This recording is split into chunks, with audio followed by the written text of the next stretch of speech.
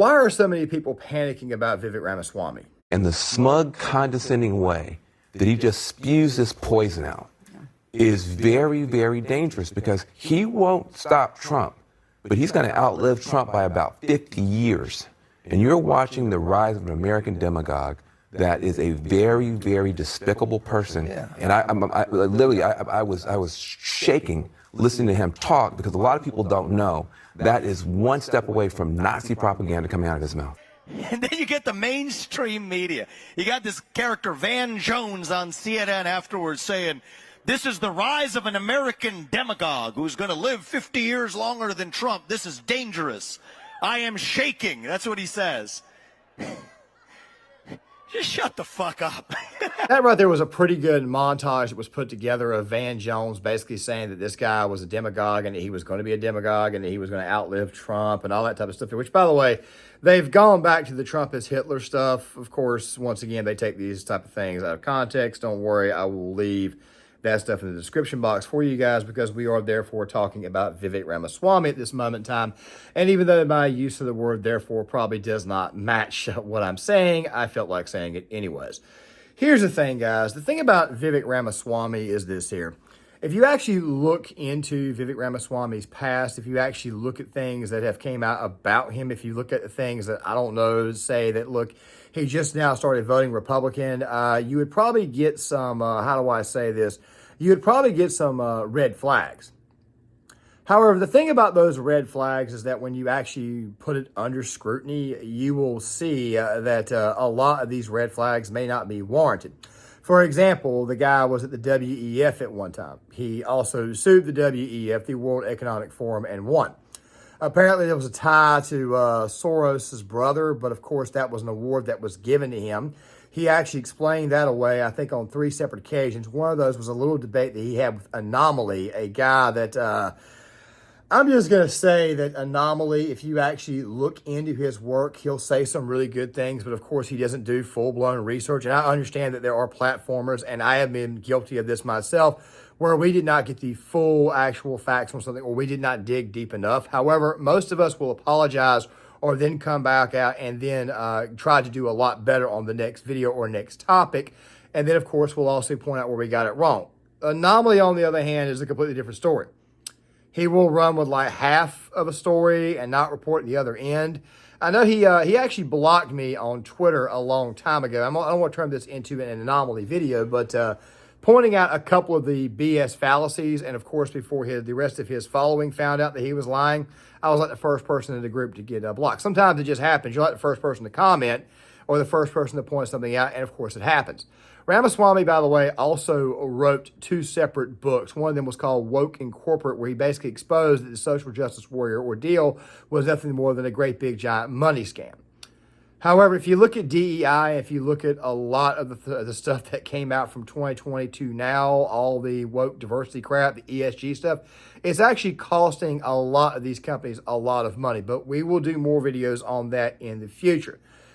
Van Jones saying what he said to start this video out with, that doesn't really surprise me that he said that. I mean, he's basically been on the whole Trump is Hitler thing from the very start. This is also the same guy who said that 2016 was a white lash, when clearly the demographics of the vote did not show that. A lot of people have said that this guy is obviously a threat, and of course there was recently some death threats and what looked like was going to be an assassination attempt on him. Let me go ahead and run this. New Hampshire man appeared in court, federal court, just a short time ago, accused of threatening to kill a presidential candidate and his supporters during an event today.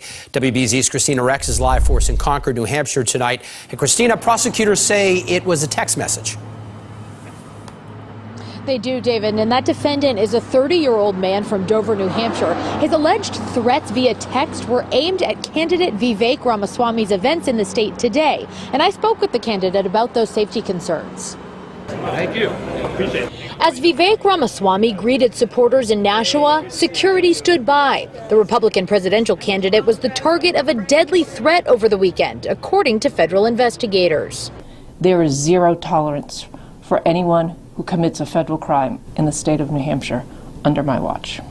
New Hampshire U.S. Attorney Jane Young says 30-year-old Tyler Anderson was arrested on Saturday. A criminal complaint shows text messages allegedly sent from Anderson's phone to Ramaswamy's campaign that read, "Great, another opportunity for me to blow your brains out," and "I'm going to kill everyone who attends," referencing a Monday morning event in Portsmouth. We all have to make a sacrifice to do what we believe we were put here to do. Ramaswamy spoke with WBZ after his Nashua appearance Monday, thanking local and federal police. I'm grateful for the team that's around us, and they've been doing a great job in making sure that I'm kept safe. Court documents also reveal police found guns when they searched Anderson's home, and they say he confessed to sending the texts.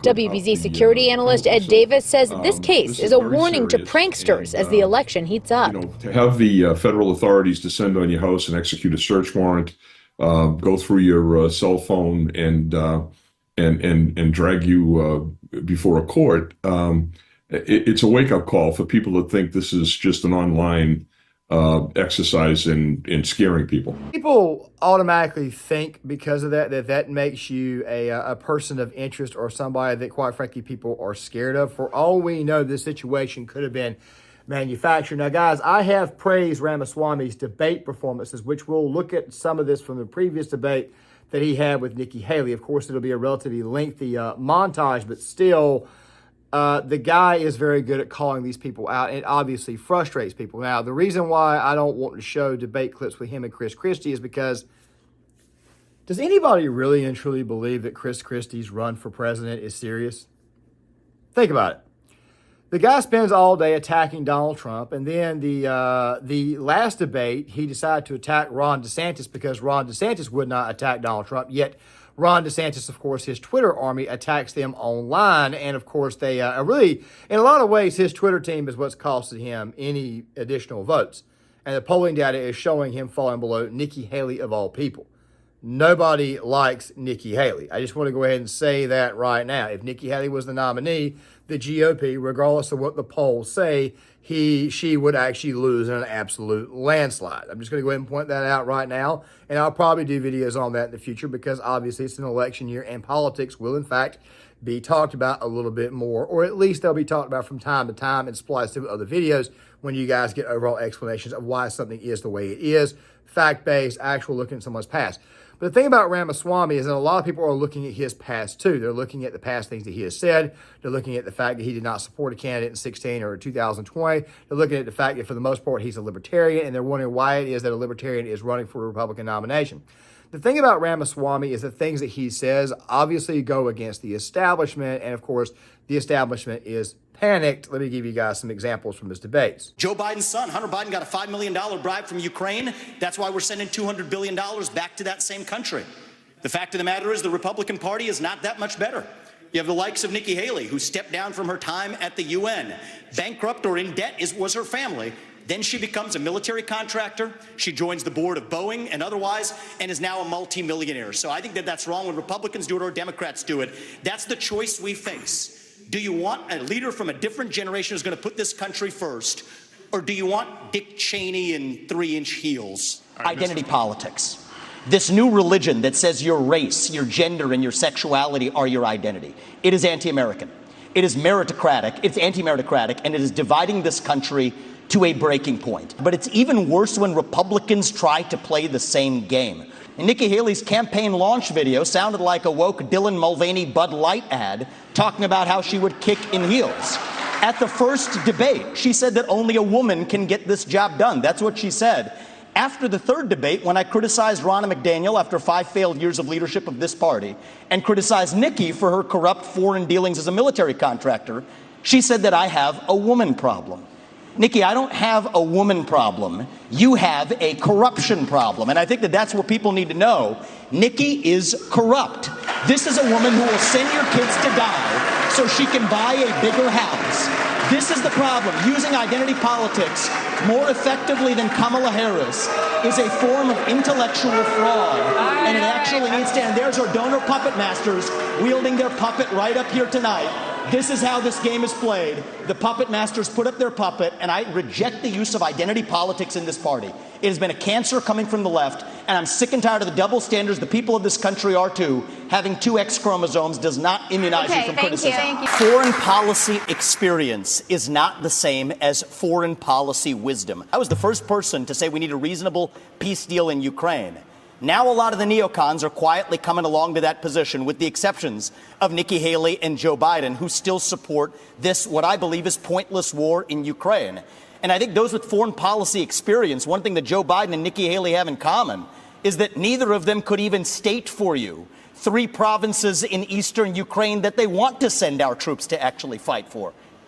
Look at that. This is what I want people to understand. These people have, I mean, she has no idea what the hell the names of those provinces are, but she wants to send our sons and daughters and our troops and our military equipment to go fight it. So reject this myth that they've been selling you, that somebody had a cup of coffee stint at the UN and then makes $8 million after. That tells us the truth again in this country. That's what we require. We can handle the truth. That's what it means to be a citizen of this country. So I say that on that last debate stage to a bunch of Republicans that are shaking in their boots. These are the things you're not supposed to say in the Republican Party even today. And then you get the mainstream media. You got this character Van Jones on CNN afterwards saying, this is the rise of an American demagogue who's going to live 50 years longer than Trump. This is dangerous. I am shaking. That's what he says. Just shut the fuck up. At a certain point, just shut the fuck up. 3-inch heels, calling out Nikki Haley for enriching herself post her time in the Oval Office, which I say the Oval Office because she was in there a lot advising former President Trump as UN ambassador. Now, saying that the UN, she left the UN, I wouldn't call it that exactly, because typically what the UN ambassador does is that they go on trips to Europe and they come back. They have their own little office in both spots. The reason why I don't want to say she left the UN is because she simply was an actual ambassador, and of course it's always a temporary role. Nikki Haley, by the way, only got that position because former President Trump had to sort of kowtow to the establishment. A lot of people look at let's just say a lot of people look at candidates and they see what it is that they're running on, but they don't seem to understand is that after they run on an anti-establishment shtick, they typically tend to bow a little bit to the establishment. For example, Barack Obama in 2008 railed against the Iraq War. Okay, well, when did we pull out of Iraq? We didn't pull out of Iraq until 2012. If he really and truly wanted the war to end, he would have found a way to go ahead and end it within the first couple of years. He couldn't do that. The establishment said, especially the military at the time, said, no, you cannot do that, not right now. It's not safe to do so. But then he eventually pulled them out in 2012 for political points. And, of course, ISIS was created shortly afterwards, created a vacuum. So, obviously, most politicians, when they get in office, they don't really and truly do exactly what it is that they run on. Former President Trump did run on cutting taxes, and he did cut taxes. He ran on the economy getting bigger and becoming better. For a while there, it was some of the best numbers of our life. That was Jim Cramer, not a Trump supporter, not a Trump voter, definitely not a conservative, who pointed this out. The fact of the matter is this here. Ramaswamy, I personally believe, scares these people because he probably really and truly is anti-establishment to a certain degree. Or it could also be a feint as well. Like I said before, most of these people say the right thing. And of course, saying the right thing oftentimes does not occur when you actually have office. Now, the thing about Ramaswamy is that he is not going to get elected president. Not this time around. It's just not going to happen. The base is too stuck on Trump, and me obviously being a Trump guy, you've got to kind of be realistic and say exactly what things are, and you got to be real about it. DeSantis had no shot from the beginning, and neither did Nikki Haley. Chris Christie definitely doesn't have a shot, and Mike Pence, I personally think, was a plant. But still, at the same time, the thing about Ramaswamy is that people are looking beyond 2024. Now, Ramaswamy has said on multiple occasions that he will not take a role in the Trump administration or he will not become VP. I highly doubt that, especially given the fact that 2 very prominent members of Ramaswamy's staff have defected to Team Trump. That tells me, especially after what happened here recently, that he has obviously been very involved in going to, let's say it was the Mar-a-Lago situation where he went down to Florida, where it was a situation involving everywhere Trump goes, he tends to be there. Let's be honest. Vivek Ramaswamy will probably at some point in time take a role in that administration. And a lot of people are, of course, happy about this. He probably would be an advisor and possibly work for the campaign staff. And of course, at the same time, he's also very good when it comes to young voters. So this type of person does, in fact, scare the establishment to a certain degree, because it's very possible that he may be in the Trump White House at some point in time if Trump is to get elected. And don't worry, I'll cover the 14th Amendment thing tomorrow, because I wanted to make it a much, much larger video. I didn't want to do a full-blown video on it yesterday, but I will be doing it on Friday, and that will probably end the, let's just say outside the updates video or Christmas video, that may end the content for the year, because I have no idea what I'm going to do beyond that, or I may just continue to post all the way to Christmas Eve. I'm not sure about that yet. But I think the real reason why it is that Ramaswamy is so disliked, especially by the establishment, is because they see him becoming a future problem for them.